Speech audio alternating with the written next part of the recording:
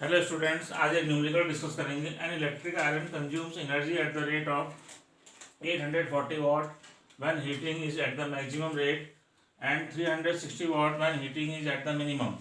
The voltage is 220 volt. What are the current and the resistance in each case? तो पहला case लेते हैं।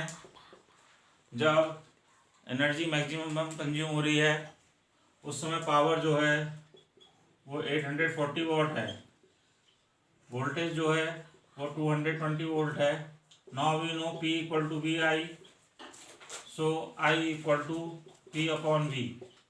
सो I equal to power 840 watt upon 220 volt, so this will be about 3.82 ampere.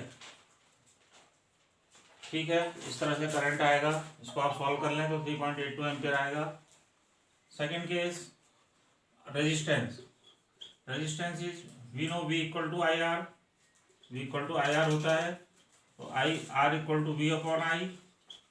So resistance is 220 volt upon 3.82 ampere. इसको calculate करिए, तो ये आएगा 57.60 ओम।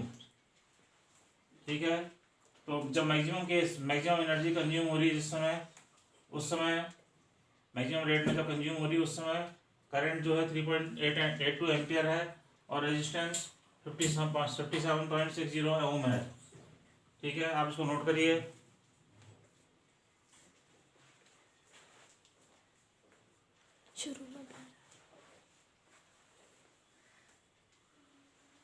Now second case,